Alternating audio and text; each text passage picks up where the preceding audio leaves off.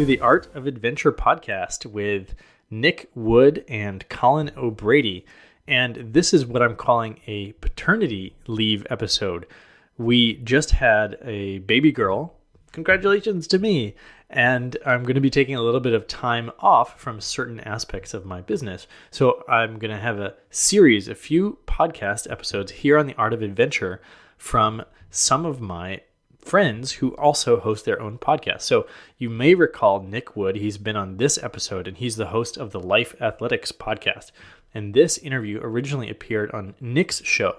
I really loved this interview with Colin O'Brady. He's an explorer, an adventurer, a world record holder for completing the Adventure Grand Slam, the fastest, which is North Pole, South Pole, and the highest mountains on each continent.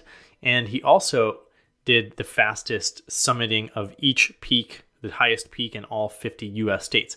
But not only that, he's done a really good job of building a strong community around the adventuring that he does. Kind of similar to Johan Ernst Nilsson, who appeared on The Art of Adventure a few episodes ago. So enjoy Nik Wood of Life Athletics interviewing Colin O'Brady. If you like the interview, go check out more episodes on the Life Athletics podcast.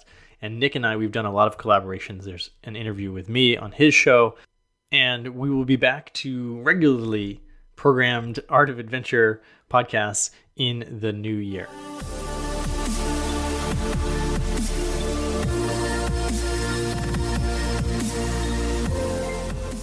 Colin, thanks for joining me on the Life Athletics Podcast. Pleasure to be here, my friend. Thanks for having me. I am so stoked for this. Before we dive in, I always like to give guests an opportunity to introduce themselves. So for those of our listeners who don't know who you are yet, who are you and what are you up to? My name is Colin O'Brady. I am currently sitting in Portland, Oregon, which also happens to be my hometown, although I'm somewhat of a global citizen. I suppose the most common thing I said after my name is I'm a 3-time world record holder. I've been 2-time for a while, but just recently finished my 3rd world record. So recently had to change my email signature to say 3-time. But I don't think that sums me up completely. But of course, it's a big part of what I've done over the last many years of being a professional endurance athlete, also a public speaker, aspiring author, traveler, global citizen. So yeah, a few different titles. But yeah, I guess Colin O'Brady, 3-time world record holder. We can go with that. There are worse ways to be able to introduce oneself. Yeah. And we're going to get into your story in just a minute here. I love that it wasn't a predictable thing. Like you've gone through some turmoil that we'll be touching on. Yeah. But yeah, I got so excited. So our mutual friend, Mike McCassell, who's been on the podcast here, he posted about you. And when that man posts things, I like to check him out. And so I got super stoked seeing your story. A few years ago, I think we can dive into this. You talk about it in your TEDx talk, and it's a big part of this journey. You were traveling in Thailand. Yeah. Yep. And what happened? Yeah, so sounds like you're sitting in Southeast Asia right now in Vietnam on the other side of the world from me. Mm-hmm. So you can feel that Southeast Asia heat on you. Mm-hmm. But no, I just after graduating from college, I grew up in a family. We didn't have a ton of money when I was a kid, so we didn't do a lot of travel, international travel or stuff like that. Mostly kind of got in our car and explored the Pacific Northwest, which certainly sowed the seeds for what I'm doing now as a kid at worst ways to grow up. That's a gorgeous part of the world.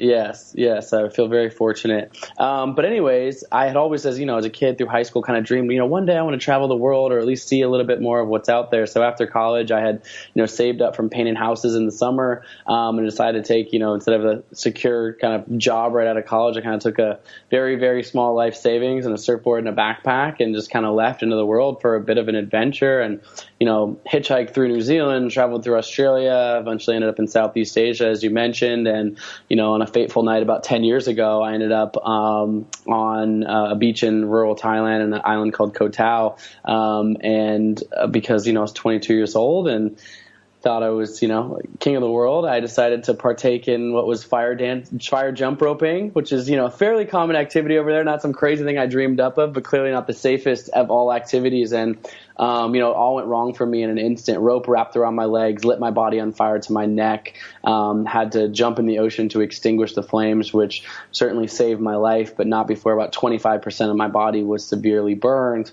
I was on an island where there wasn't a proper hospital. It's kind of taken to a one-room nursing station via a dirt ride down a moped path, bad set of circumstances, obviously.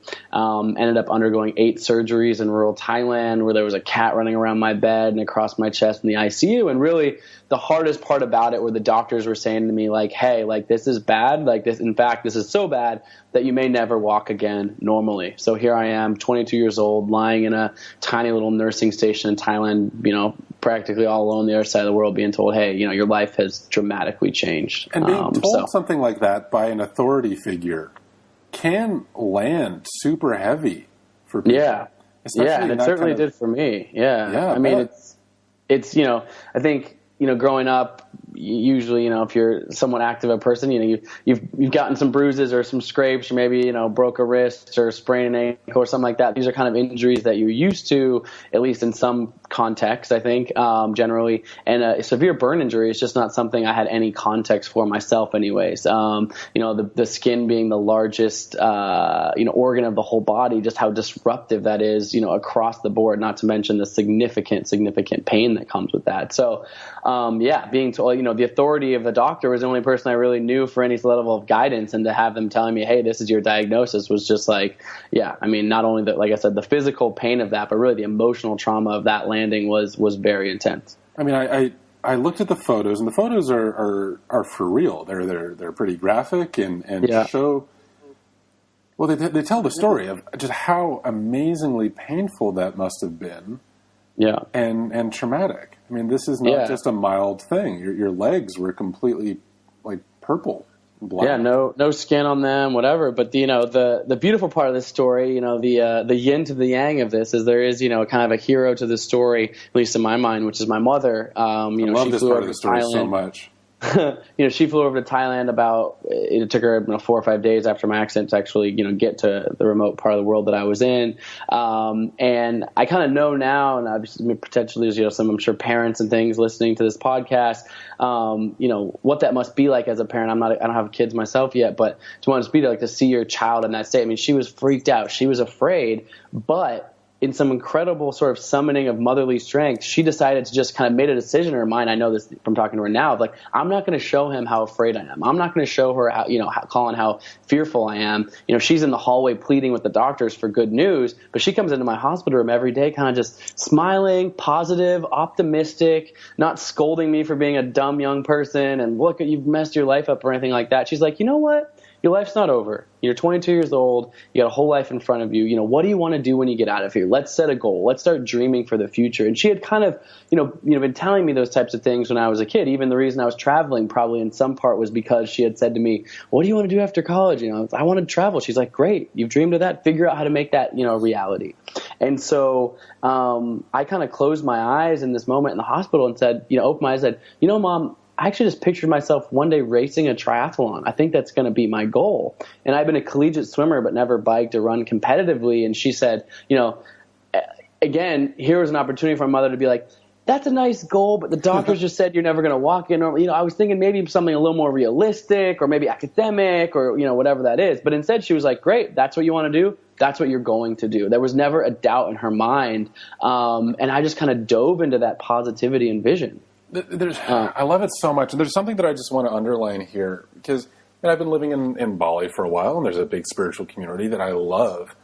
And even in coaching, and I mean, in so many realms now, the buzzword of authenticity comes up. So are you being authentic? And a lot of people, I think, take that to be however your mood strikes to dump that out into a space.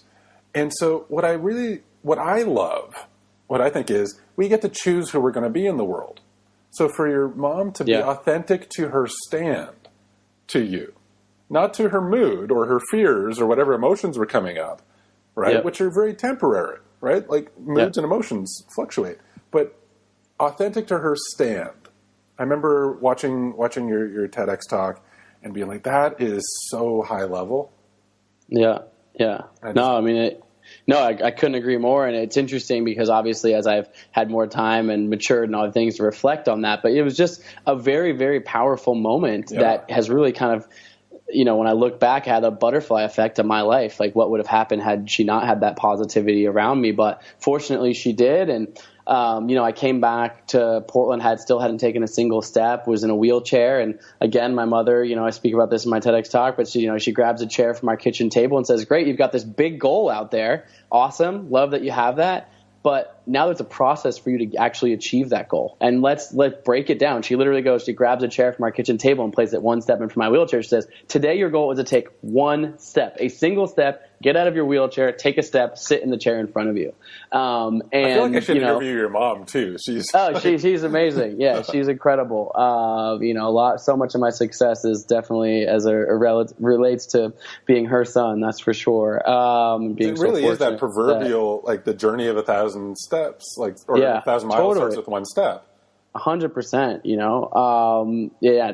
Literally, it's like, how'd you make it to the summit of Mount Everest, which eventually, I did. It's like, let me tell you, I was sitting in a wheelchair and my mom said, you got to take one step. That's literally where that journey starts. But that one step, next day turned to 3 steps, next day turned to 5 steps. And it was as slow and almost as, trite as that, like a step at a time. I got a little bit stronger, and ultimately about a year and a half after being burned in the fire, I eventually wanted to move out of my parents' basement and get on with my life. So I took a job in Chicago in finance and moved to Chicago, and it's, wanted to honor that goal. So the second I moved there, I joined a gym to sign up to race, my first triathlon to, just finish the race. So, the goal was to could I do this? Someone told me I wasn't going to walk it normally, and here I am. At least I can work out a little bit and jog and this, and knew nothing about the sport. Was join this local gym, asking random people in the gym, have you ever done a triathlon? How do you put your shoes on after the swim? I mean, I knew nothing, right? Just totally just had this vision, I saw it on TV probably one time, the Ironman, that looks and that's where that goal was set for me. Anyways,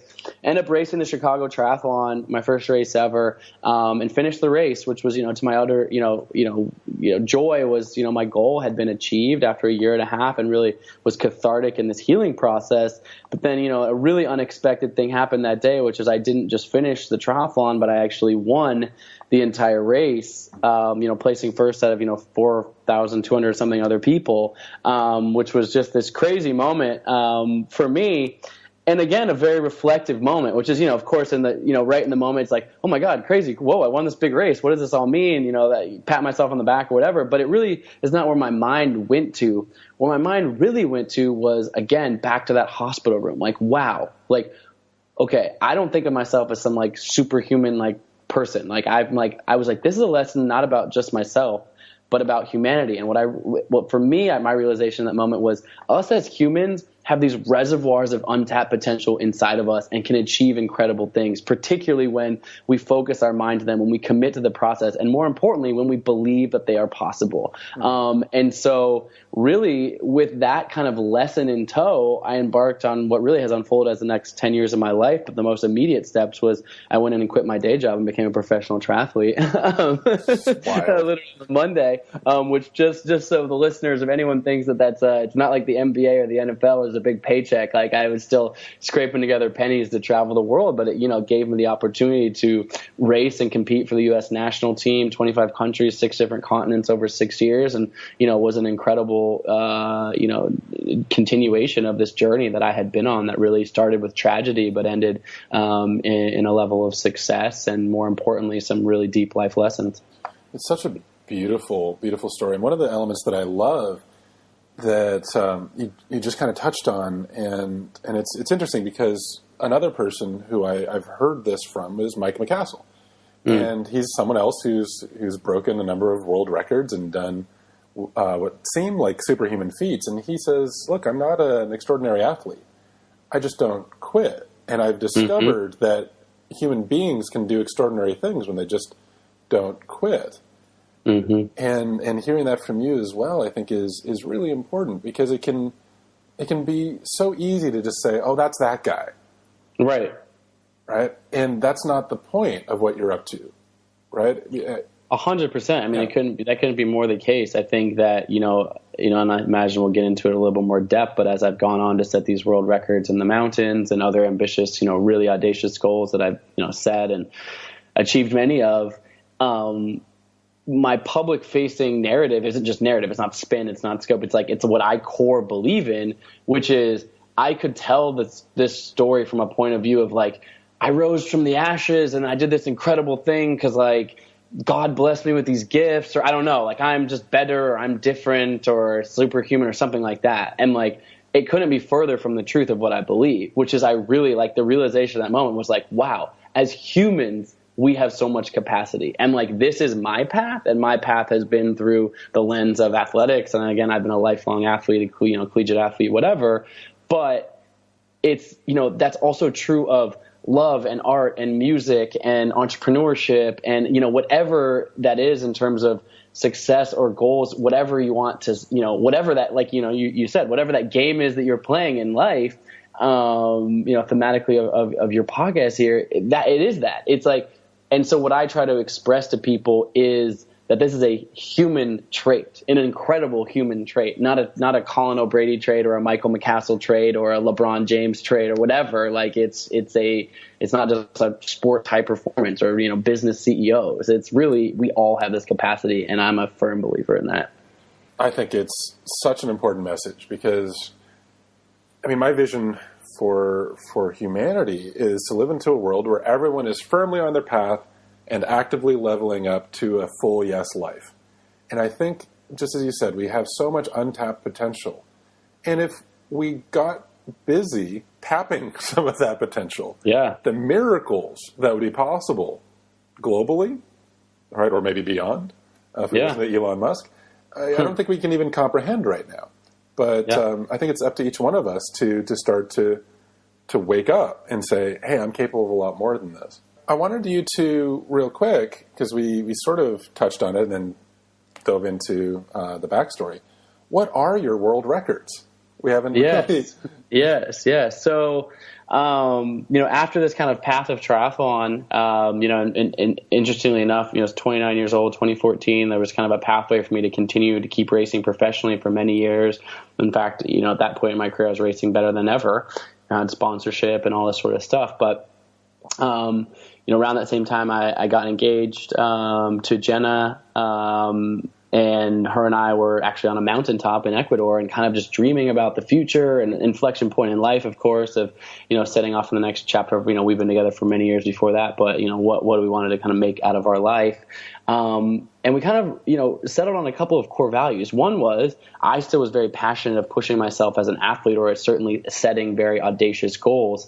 But that we also wanted to do something that was a little bit more, I guess, public facing, to be perfectly honest, than triathlon had, because the idea was I had felt like I'd learned this deep lesson, but I actually felt like I had something to share. And particularly, I felt fortunate as we go back to my mother, for example, that I had, a familial support that supported me through some of these tougher times. Also, my family had a huge background in, natural foods, health, wellness, etc. Many things that not everyone is exposed to as well. And so we said, I wonder if we set this wildly audacious goal and achieve it, that if we could build a platform around actually starting a nonprofit in this vein of inspiring kids to get outside, move their bodies, live active and healthy lives. So the goal that we set together, Jenna and I, was to see if I, as an athlete and her really as a businesswoman in support of this, could, I could set the world record for something called the Explorers Grand Slam. So that's to climb the tallest mountain on each of the 7 continents, which is collectively known as the 7 summits, which of course includes Mount Everest, Denali, Kilimanjaro, the biggest mountains in each continent, as well as complete expeditions to both the North and South Pole. That's the Explorers Grand Slam. Again, yes, it was a big, hairy, audacious goal, that's for sure. Certainly because I'd climbed a few mountains in my life, and I grew up, in the Pacific Northwest, but I never, I'd never been in the Himalayas. I never climbed obviously been to Everest, and never seen Everest and stuff like that. So I'm dreaming huge here, let alone know anything about dragging a sled, across the polar regions for days and days in a minus 4-degree temperature. All of this was new, but with that growth mindset, with this idea of I'd never raced a triathlon before either. Like, I wonder if we could figure out how to learn this. Not tomorrow, not like, okay, so put me on Everest tomorrow, but like, can I train for this? Can I prepare for this? And then also, there's an entrepreneurial tale in here, which is Jen and I dreamed this up. It's written on a whiteboard. That's our vision. But like, just the cold cost of doing this is several $100,000, and we don't have a penny in our bank account to support this, right? And we're like, people sponsor stuff like this. Again, we're saying we want to start a global media campaign. We want to do a huge social media thing. Like, I've got like 100 Instagram followers. That's like my mom and a handful of my friends. Like, it's not like we have like, media training and support and PR and all this. Of course, in the interest of time, I'll shorten the story. But, long story short is, for a year and a half, we did the same basically step of taking that chair out and putting it one step in front of us. Great, you've got this big triathlon goal. Great, you want to go set these world records. Now, what is that first step? And step number one was like Googling, what's the difference between marketing and PR? How do you found a 501c3 nonprofit? I mean, we knew nothing, but that started conversations, and that moved into many no's or many yeses in this, and ultimately with, by the skin of our teeth, but we raised enough money to pull this thing off. We did start that nonprofit. I did successfully set the world record in 139 days, doing all those things consecutively. And, in the end, we had 500 million global media impressions, including, a Snapchat story that was the most viewed story in the world when I Snapchatted from Everest. There's 22 million views in a single day. All these things born out of an idea and also a curiosity. It's just a straight up, not saying we're experts at this so we could crush this. But like, we actually aren't experts in any of this, but we're curious enough to wake up every day and keep taking a few more steps towards the chair. I love that you touched on all of those peripheral aspects, because it's actually kind of funny. Obviously, the Explorers Grand Slam aspect is huge and impressive. And yet, when I looked at it and showed it to one of my best friends, both of us noticed how good a job you've done in terms of the website, the videos, like all of the structure behind it impressed us. As people who try to do stuff, seeing other people do stuff at a high level is impressive. And so we actually commented on that. And so it's cool to hear that process and that growth.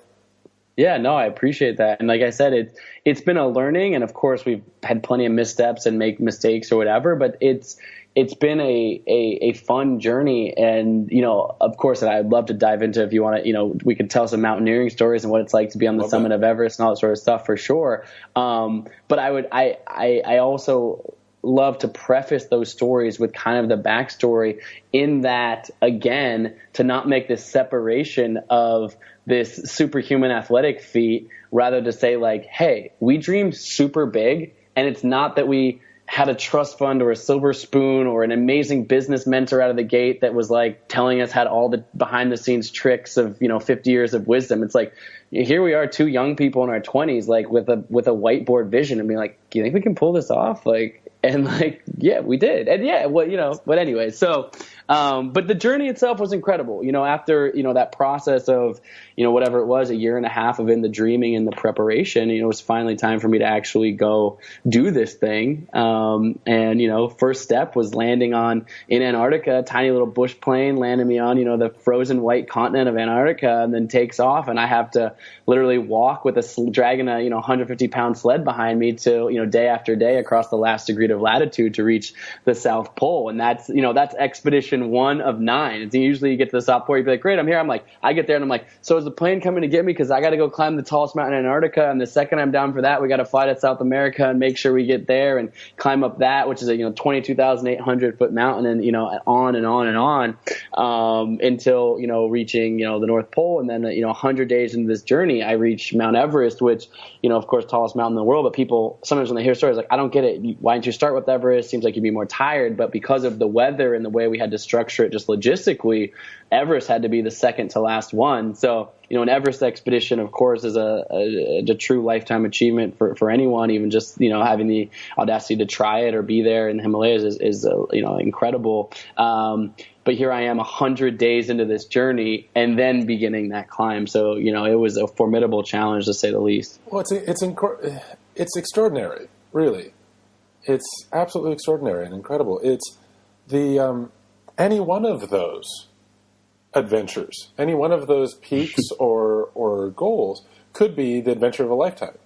Sure. I mean, absolutely. Just having any knowledge of Shackleton's expedition, thinking of going to Antarctica is incredible. And the footage of you pulling the sled, right? And it's like minus 40, right? Yep. And not even like, I'm from Toronto. It can be minus 40 with a wind chill. But like, it's really like minus 10. Right. Or something. Minus 40 legit. Yeah. Oh, yeah. To the point that you showed you had boiling water that you threw in the air and it formed into ice crystals. Just instantly. It's just incredible. And to expose yourself to that first. Right?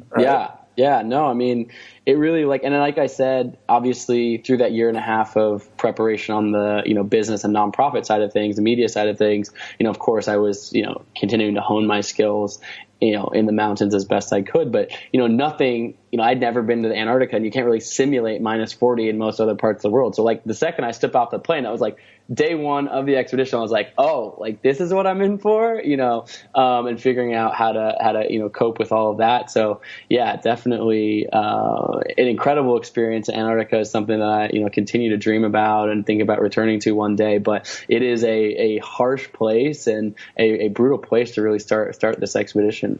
I always like to ask people about habits of thought and habits of action. And I love the one step, that chair metaphor, right? And I think that's a really powerful habit that you've put in place in your life. And I want to ask about, what did you use habitually? I mean, maybe it was that, to get yourself through the suffering, right? Because like I've set goals that I've started and realized this is hard. Yeah. And I would like to go home now. And I'm sure you did those thoughts come up? Of course. Like I said, I'm only human as well. And although I'm very ambitious and committed and disciplined and all those things, there are certainly moments when you're, having a bad day, you're out there, you're like, wait, why am I on the side of this mountain? And if I fell, I would die, and it's cold, and just to go stand on the top of there, like, wait, is this what? Like, what am I doing? There's a couple of kind of phrases that I don't know if to call mantras or just quotations that I like, but, one is,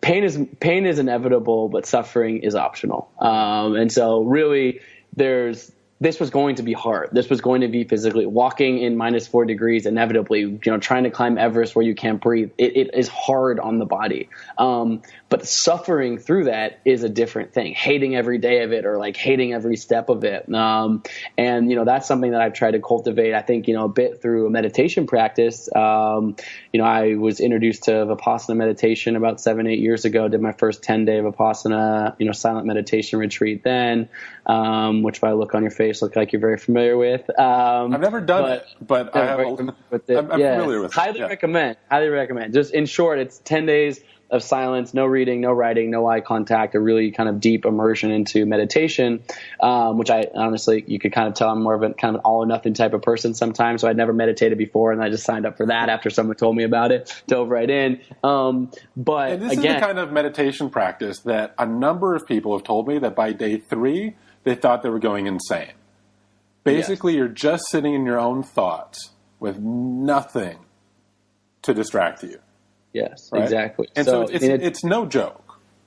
It's very intense, and it's physically intense too. One of the things in the practice is you sit still and are kind of told not to move, at least for 3 1-hour periods throughout the day. This idea of a strong determination, and through that you observe your body. And I don't care how comfortable a position you start in, whether you're like Buddha himself. You after a course of an hour of not moving, like a knee starts to hurt, a back starts to hurt, or this, and through the kind of practice, you observe those sensations of the body objectively and go, oh, this too will change. And so that kind of phrase, this too will change, actually rings very strongly in my mind in some of these tougher moments, which is, yes, it's snowing outside. Yes, it's super windy. Yes, it's this. And of course, in the mountains and things, you're always trying to mitigate risk. So of course, you have to ask yourself the question, like, am I doing something entirely reckless? If that's the case, time to turn around and go back to your tent, which I did a few times. And, through the course of this expedition, I had to, reset on a climb and try again. To get to the summit. But for the most part in those hard moments, say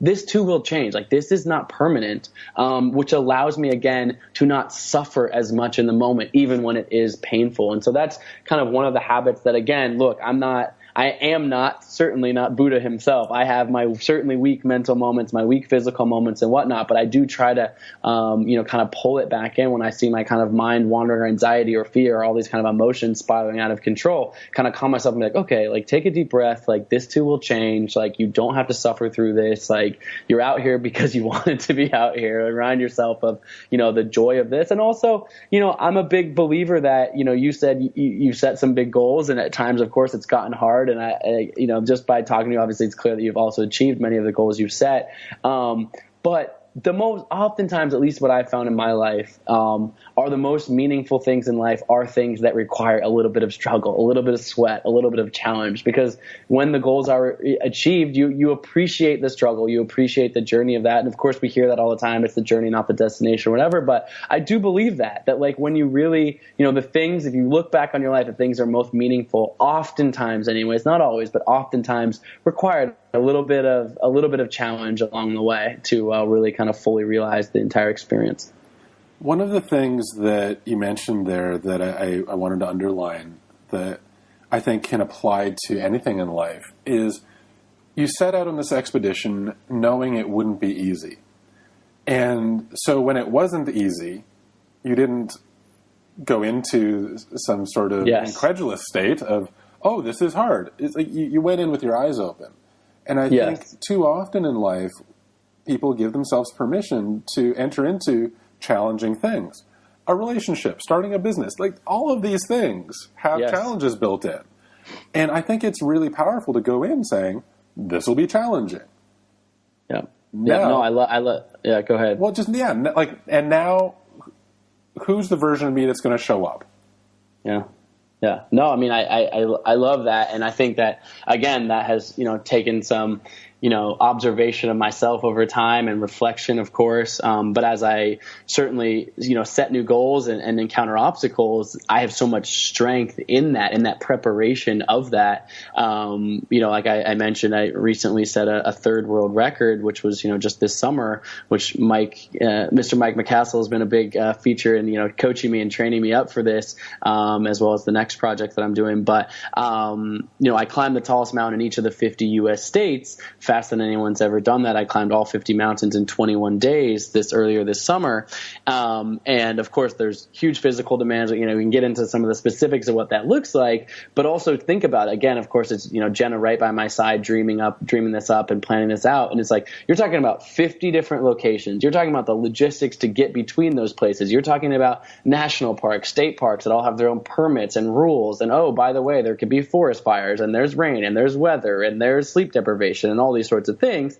And the reason I just bring up that story is it just rings true of what you're talking about is we have learned over time to expect that things are going to go wrong. Yeah. They inevitably will. And let me tell you, the previous record had been 41 days and I was able to get it done in 21, which, I'm very proud of the achievement of, kind of breaking the record by that significant margin. But that only happened because I had a team, really led by Jenna, but a support team, about 5 or 6 people around this project who almost every single day through those 21 days problem solved some seemingly disastrous problem. Literally, we're at a trailhead. Oh, by the way, a lightning just struck. There's forest fire at this trailhead. It's closed. What are we going to do? Oh my God. Well, if 2 of you get in a car and drive over here, but the other one flies, we can meet up with the gear in the next state over. And if we climb that tonight, we won't lose a day. Literally, that's a piece of a true story. And there's, 20 examples of that. And that's just to say, again, my lens or my canvas for this has been these, of recently anyways, these endurance related mountaineering challenges. But the metaphor rings true for, many more, I guess, for lack of a better word, more common experiences in life, which is, like you said, relationships, businesses, creative pursuits, all of that, like going into it and not saying, oh, I'm going to fail, but just going like, this is going to be hard. Like things aren't going to go perfectly right, but being ready, surrounding yourself with the right mindset, surrounding yourself with the right people that aren't going to go, oh, this got harder. Oh yeah, we tried this once and it went wrong. Like when I raised the money for my first project, like 100 people said no to me. about when I asked for money. Sponsors this. I'd go in with a great pitch. No. Like, great idea. No. Like, no. But I refined my pitch enough times when I was in front of the right person at the right time. I had worked, and so all of those no's worked for me. And it wasn't that they were going wrong, but, we talk about failing forwards or learning from, mistakes and setbacks. It's the same thing here, which is just knowing that it's not going to be the perfectly smooth road, but being adaptable to that change and fluid in that, I think, is a huge part of achieving, challenging and audacious goals. Well, achieving anything. Like, things so often don't go as planned. Yeah. And that's just like full stop. Most things don't go totally as planned. Now what? And so I love hearing that. Like, I'm actually sitting here a little bit stunned because, obviously I've looked at what you've done, but hearing it, 21 days, right? So that's clearly, I might not be a smart man, but I can do some math, right? Hitting 50 peaks in less than, like, that's more than 2 a day, on average. Yeah. For most people, again, hitting one of the tallest peaks in a day, that'd be a good day, right? Okay. Yeah. And so you're definitely going for time here, because you did have to do things like fly to Alaska. Yeah. Right. What's the most number of peaks you did in a day? Just to be able to. So in the Southeast, we did 6 in one day once. Wow. And we had another day that was 5, which is, of course, not all high points are created equal. So, of course, you've got Denali in Alaska at 20,000 feet. But the day we hit 6 also included Florida, which is a 345-foot hill on the side of the road. That's about a 2-minute walk from the parking lot to a little plaque that says you're at the highest point in Florida. It's funny, the local news came out and they did a big story on, famed Mountaineer climbs the lowest high point. Just in that was fun. So, some were obviously on less physically demanding, but that also required constant motion. So to get 50 done in 21 days, it literally meant that I was pretty much never stopped. So I was either climbing a mountain, actually physically, either running up a trail or climbing a mountain physically, or I was in an RV. So, Cruise America gave us a 30-foot RV that we drove 10,000 miles across the country. And when I say drove, there was literally somebody at all times driving this vehicle, hence why I had such an amazing crew. So these guys are driving through the middle of the night, and it meant if I got to a trailhead at 1 a.m., it wasn't like, so we'll wake him up when the sun rises. It's like, Colin, we're at the next trailhead, get out, go run up this one in the middle of the night, or just whatever it was in each one of these. So it was just this constant motion. We did take some flight segments as well. Another great sponsor of the project, Standard Process, actually allowed us to use the company's plane for a few of the segments as well, which was certainly some time savings, but a lot of it really was, on the ground logistics, execution as a team, physically continuing to push. And one of the things that, we haven't gotten into so much, but for me really is the kind of larger purpose in a lot of the work that I do. I mentioned it a little bit that Jenna and I started a nonprofit when we did the, Explorers Grand Slam project, which we called Beyond 7-2, which is the name of our nonprofit.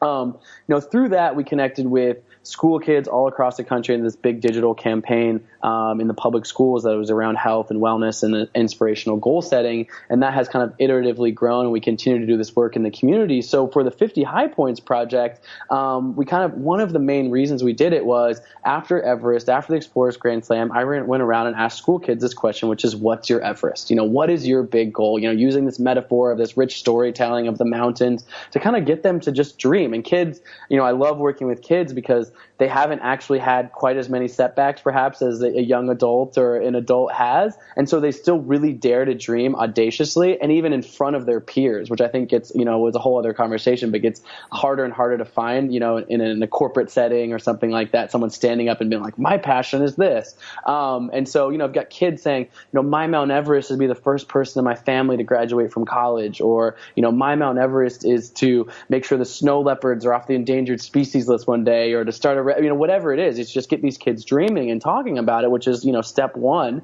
and then giving them a process for actually actualizing these goals. But one of the things that I learned through this process was kids, all across the country, say to me, they're like, it's so amazing the traveling you've done and whatever, but I might not be able, I live in Baltimore, Maryland, or I live in Chicago or whatever. I might either not want to actually climb mountains, or certainly have the resources, time, ability to go to these far off lands. But I still like being outside, or you're telling me the importance of wellness. So we did this really fun call to action with the 50 High Points project, which was, we did something what we called the Forrest Gump effect. And so we actually said, obviously using the metaphor of classic Forrest Gump running with his long beard. I don't have much of a beard to speak of.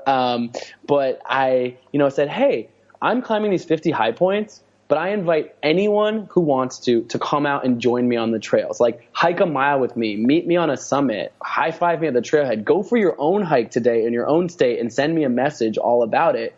And it was this way of saying, you know what, you don't have to go to Mount Everest. You don't have to go to the Himalayas. You don't have to go to, these far off places to go experience. In the United States, I know you're Canadian, you live abroad, but this is a little American centric messaging here, but like, the United States and really Canada and many other parts of the world have vast, untouched places that are beautiful, that are accessible, that are, free to the public, doesn't cost you anything to be there. I really wanted to showcase that through these 50 high points and, again, invite people to be a part of this journey. So, part of the inspiration in the 21 days that I was pushing my body super hard was we get to these trailheads, and sometimes there was 30 people, 40 people. Amazing. Sometimes it was the middle of the night, there'd be one or two, but almost every place someone came out and climbed with me, told me their story of where they live, their state, their background, the history of the area. And it was just amazing to explore the diversity of the landscape, people's stories, their own inspirations. And that's what, for me,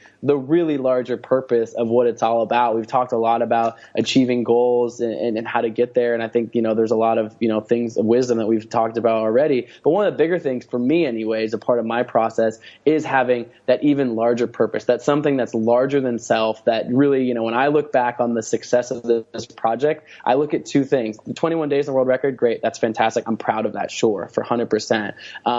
But I'm proud of two things. I'm proud of all the people that we met and touched along the way. And I'm also proud of the team that I shared the experience with. Not because at the end we have this thing to hang our hats on, because we went out in the world and did something really fun and collaborative together and became better friends as a result of this. And even the couple of friends who kind of volunteered on the project have already come back to me with these other crazy inspirational ideas. That I thought of this when I was driving in the middle of the night across Nebraska, but because we were out here doing this, and now I have this other creative vision. Like, we spark inspiration in all sorts of ways as we get out there and actually kind of, attack life in an interesting way. So for me, anyways, I could go on and on, but that's what really lights me up. I love it. I love hearing about it. I was going to joke when you were talking about the Forrest Gump thing, like, was anyone able to catch you? Right? Like, 21 days. I mean, by the time I heard about it and forwarded it to a couple of friends, I think you were like almost done, or like a day left. It was, yes. Admittedly, like, I will say this. Yes. Admittedly, had we slowed it down a little bit, we could have potentially had even more of a turnout participation. But to be perfectly honest, given the speed and the how much it was moving, I mean, you really kind of had to be either following it on Instagram Live. I mean, we had a schedule posted, but of course that was pretty fluid. But people came out. It was remarkable. Obviously, some of these places, like I mentioned, weren't crazy hard hikes, but certainly people came and climbed some of the harder mountains as well. But one that there's a couple that stand out for me. We're driving through Kansas. We actually, because of that forest fire I mentioned, had to move it up 2 days earlier than expected on a last minute notice, and we arrived at Kansas at 1 o'clock in the morning. I'm like, we're at Kansas at 1 o'clock in the morning. This is going to be by myself. We're going to take a quick picture and keep driving to Colorado, wherever we're going next. And we get out of the car. There's 4 people in the parking lot, and one kid really spoke to me, and he was like, Colin, I've been following this journey. I wanted to be a part of the Forrest Gump effect. I was planning on coming on, it was Saturday, 2 days from then, I was planning to be there. He's like, but then I saw you were coming today. And I was like, oh, I'm so sorry. He's like, yeah, but I was there listening, I was at work, and I just walked over to my boss and I said, I have to go be a part of this thing. Can I have the rest of the day off? I drove 8 hours to be here.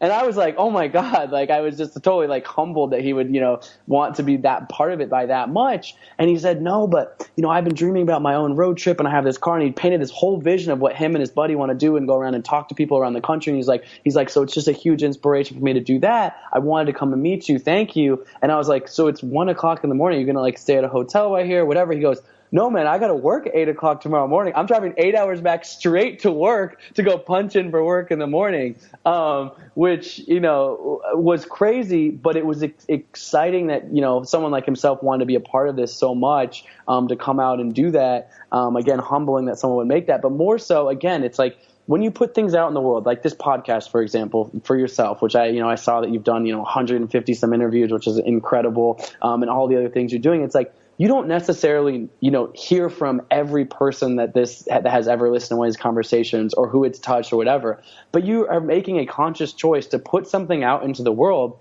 And you just never know. Like, I had no idea about this kid in Kansas, and it was amazing to meet him in person. But I'd like to think at least there's a handful of other ones that couldn't get the day off work or couldn't drive out, but that were still inspired by something that we were doing to kind of cultivate their passion. So for me, as you mentioned way earlier in this conversation, I have this, same shared vision as you do for humanity, of people just getting after it, people actually taking those actions towards their goal, towards that purposeful life, whatever it's going to light them up. And hopefully in a tiny one little grain of sand on a beach, I've been, an inspiration for some to do that in their own lives. I think it's such a powerful thing. As you were talking about your purpose and this effect on this young man, the tail end of that, our deepest fear quote by Marianne Williamson, our deepest fear is not that we're inadequate, it's that we're powerful beyond measure. At the bottom of that, it says, as we let our own light shine, we unconsciously give other people permission to do the same. As we're liberated from our own fear, our presence automatically liberates others.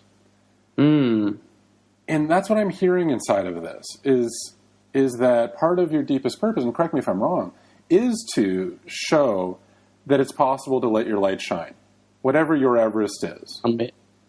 Yes, absolutely. Oh, I love that. I mean, I love the front end of that quote, but I'm not sure I've ever actually heard the second two stanzas there. That's powerful and is completely in line with what I'm trying to say, and so eloquently put. I had it on my wall for years and didn't get past the first bit. It took me a long time, and the whole thing is really. It's beautiful. Maybe we'll put it in the show notes and people can go and take a look at it. Please, I'll check it out after this. But no, I mean, that's 100% the case. And, I've said it a few times, but it's not as if I'm trying. If someone wants to go climb Mount Everest or go to North Pole or South Pole and they want to give me a phone call and ask some specific tips on that, I'm more than happy to, give that. I think that's a super cool goal to chase, obviously. But really, it's about that metaphor. It's about letting that light shine. What lights me up is being around a diverse amount of people that are just thinking about interesting and big things. And you know what? I shy away sometimes from using that word big because I think that makes people compare. Oh, well, let's just use mountains as a slight metaphor again. Like, oh, well, I only climbed, Mount Hood in Oregon. That's not Mount Everest. I'm like, man, that's cool. You wanted to do that. You looked at that. You researched it. You trained. You learned how to wear crampons. You saved up and bought there's a process to achieving any of these things. Or again, another athletic example. It's like, oh, I ran a marathon. Someone's like, oh, well, I only ran a 5K. If you want to run a 5K and you did that, heck yeah, good for you. So when I say big, I don't actually mean big in comparison to anybody else other than your own dreams, your own passions, but actually going after that. And so when I meet people who are, engaged in that process in their own life of growth in some capacity, that's what excites me. One other, to dovetail off that for a second, but one of the other kind of Forrest Gump moments that really stood out for me was a 81-year-old woman joined us in Illinois. And it's Illinois, so keep in mind it's not the longest hike, but it actually was about 1.25 miles up an old farm road to get to the top. And an 81-year-old woman, she started out a little bit ahead of us so we could all arrive on the summit together. We rode on the summit together, and I was, first of all, just so, pleased that she was there, and did a little interview with her. We had a film crew following us and whatnot, and I said, "You're 81 years old. You're out here doing this." It was not someone I had a personal contact with ahead of time. She just came out as part of the community and hearing about it. And I said, what's the secret? You're out here. And of course, I love these kind of just simple pieces of wisdom from someone like that. And she was just like, smile more, love the people around you, be engaged in your community. Just that, and what I really took away from that was one, the levity that she had in her voice, but also the interconnectedness of this human connection. And she essentially was like, you're doing this. Like, you've brought, there was 40 people on that mountain that day in Illinois mountain. It's actually called Charles Mound. It's more of a mound than a mountain. But she was like, there's 40 people out here today walking side by side, many of whom didn't know each other before this. And casual little conversations are transpiring, in this moment. So that, to me, it's, it goes back to the quote that you just shared, which is, you just never know that impact or that ripple effect of doing something, inviting people, holding space, creating, a small little, Sunday afternoon in Illinois for 40 people to go on a hike together. Like, you just never know what that's creating. And I love to be invited into those spaces. And I also love, with my projects, to create those spaces for others. I think it's so beautiful. I want to pivot for a moment. There's something I wanted to ask you in looking at your story. And so basically you have knocked the Adventurers Grand Slam out of the park, right? Then you did the 50 Peaks. Yeah. Right. And so there's a certain amount of, like, what else is there to do? Right. And you said you have an next challenge, but what I was thinking about is this. There's a great video by Zay Frank. I don't know if you know who he is, but he does a bunch of different videos. He does the True Facts series as the voice for those. And he's got a few TED Talks. Really interesting guy. He has this video that he calls Brain Crack. And he talks about these addictive ideas that so many people carry around, but don't ever execute because they're afraid of getting to the other side of them. And then what do they have? Right? And so part of me was just fascinated to be able to talk to you and say, what happens on the other side of? Yeah. I've climbed the tallest peaks on the planet. I've gone to the North Pole, the South Pole, 50 tallest peaks in my country. Okay, now what? Yeah, no, it's a great question, and I actually really appreciate you asking it, because I do think too often, I guess I know more through the lens of Western culture or American culture that we love to hold up heroes of success or, shine at the top of the Olympic podium with a gold medal and all of that. But there is a full life to be lived on the other side of that success. Using the Olympic metaphor a little bit, because something that, is a goal that I chased for a long time as a swimmer, and then eventually as a triathlete, which I didn't, a goal that I didn't quite realize, which, I didn't make it to the Olympics, although I've, had other successes, obviously. But, they call it in the sporting world the post-Olympic fatigue. And this concept certainly applies to many other goals achieved, but I'll keep it in the sports framework for now, which is that exact question. You put all of your heart and your soul and your breath, and, people have supported you, and family structures and relationships into one individual day, often, if you look at the Olympics as a metaphor. And let's just say you even win. Like, you actually have the best day, you perform exactly how your preparation was ready, and you win. You're an Olympic gold medalist, let alone the 70 other people that, just placed or whatever, but you win that gold medal. The letdown is inevitable from that, because you literally had such a clear purpose throughout your life to get to that point that you wake up on the other side of that going, well, what now? Like, do I just try to climb that mountaintop again? It also becomes a huge part of your identity. So lots of people want to ask you about it, which is flattering, but also makes you relive the inevitable sort of ups and downs of that journey. So for me, it's something that I've been around a lot of elite athletes, been fortunate to be around world champions, Olympians, Olympic gold medalists, et cetera, as well as I think a great business metaphor for that is, people who exit their companies. They build these companies, they have great ideas, they want to exit, they get a pile of money, and then they're like, they're more unhappy than ever. You're like, wait, I don't get it. You did the thing that you set out to do.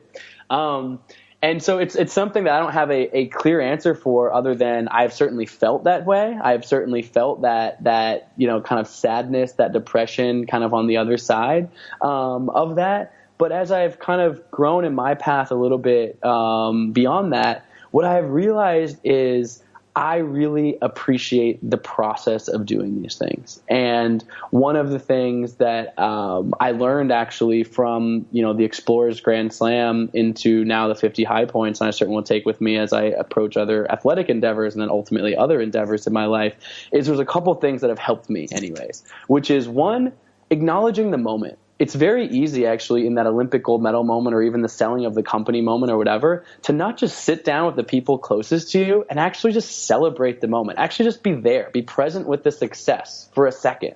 And that doesn't mean you're not being humble. That's not being you're kind, but just being like, you guys, we did this. And no one that has that level of success did it alone. So I think that that's really important. I've actually made the mistake of turning the page too fast. You're like, okay, fine. What's the next thing? Blah, blah, blah. I got to move on to the next thing and not just acknowledging that. And sitting with that for a second. And then the second thing, if you get into the reflective mindset, which I certainly do myself, maybe to a fault sometimes, but I start to pull out, what did I love about this? Like why did this matter to me? And again, everyone's answer to that question is so different. But what I find is that you may not be able to replicate the gold medal or the exact world record or the set of circumstances, but there's a series of things generally that you can replicate. And so for me, the 50 high points, as I said, was a reflection of hearing from kids, what can you do in my own backyard? It was also a reflection of I've done a lot of things on my own, and what I've loved is actually engaging with a really close group of friends and a team of mine. So can I dream up an adventure that 5 or 6 of us can all go on that includes all sorts of other people and have fun in that process? And again, the reward of the success was important, but really enjoying the journey. And so as I look forwards, and I'm 33 years old, I have it's not like I just kick my feet up and just say, oh, I climbed Everest. Let me tell you that story 100 times over and over. It's as I set new goals and ultimately encounter new obstacles, I take from it the essence of the process and really the joy of living, the joy of being alive and going after that every single day. And what personally lights me up is high performance. But also what I've realized is I will continue to do a couple more projects myself 100%. And I still love pushing my body as an athlete. And I'm 33 years old. In a lot of ways, that's kind of the physical prime for endurance sports and things like that. So, that's a window that won't be with me forever and ever, at least on a world-class level. So I want to take advantage of that. But really it's what are the things that apply across the board? And what I've realized is being in service to others and being around other people that are on their journey. So, there's some younger people that I've met recently who are kind of beginning this process. I love just being a fly on the wall and offering some mentorship to them. Like I get so much from that because I don't want to take anything away from their journey, but it's fun to be a fly on the wall and be a little bit additive. Just the same way I have some older mentors in my life that I really look up to. So I think it's really finding ways in your life to continue to be engaged and excited and not just saying my identity is defined by this one thing that I did in my life, whatever. But there is the reason I said the thing about celebrating the moment, forgive me the long-winded answer here, but is I think sometimes people say, oh, when you achieve one goal, set the next goal. And although I do believe in that, keep moving forwards through life way, I actually think that misses this growth period, which is the acknowledgement of the success as well as the acknowledgement of the fact that it's not there and feeling the empty space for a second, sitting there for a second and going, I don't have an Olympic medal I'm chasing. I don't have a business that I'm building right now. Maybe a relationship just ended, so I don't have this person in my life anymore. And actually sitting in, if you want to call that sadness, if you want to call that change, whatever you want to call that, but just sitting in that moment and just like I said in the Vipassana meditation, observing that. Because I think that there's so much to learn in these quiet moments of the in-between that really fuel the next step, not because you should set the next goal, but to be intentional about the way you spend your time and live your life. I love that answer so much. There's so many layers there. One of the things that I think is really beautiful is the idea of dropping scale out of the goals. So not everything has to be huge. Appreciating small moments, appreciating being in the RV with your friends and your team, right? and how celebration, but you clearly have moved the chair forward, and you have the next goals and the next steps. But they don't all have to be big and showy. Yes. And that's what I'm hearing from you, is that the appreciation of a moment, it can be Everest, or it can be a slightly raised area of the Florida swamps. Totally. Either one can be enjoyed.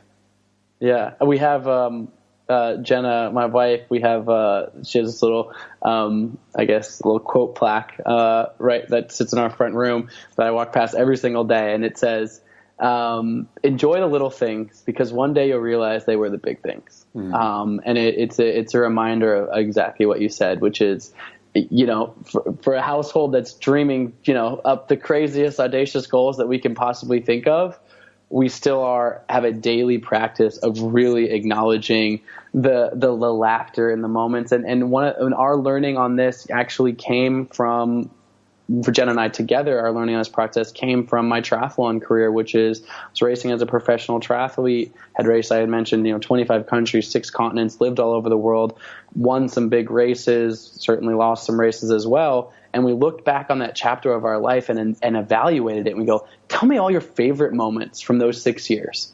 And this is when we were kind of dreaming up the Explorers Grand Slam in 2014, as we were kind of reflecting in this inflection point. And we kind of each separately made a list of our favorite moments. So she had been traveling with me most of that whole time as well, and managing my sponsors, career, logistics, etc. And we looked at our lists, and neither of us mentioned a specific race. And what I mean by that was a gold medal won, or a podium stood on, or a prize purse won, or whatever. And we were like, what does that tell us? The knee-jerk response was, does that mean I didn't actually like racing triathlon? Did I just do something 6 years of my life and I didn't actually like the thing?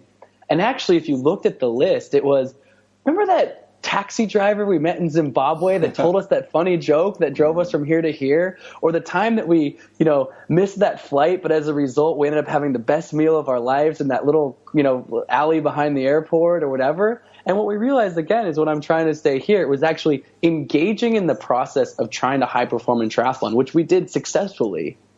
I love the racing. I love the lessons learned on the race course. I love this, but I also appreciated the fullness of the life that I was living in that pursuit.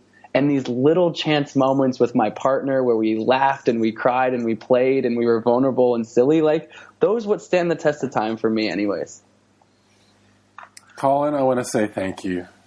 I really, really deeply enjoyed this conversation.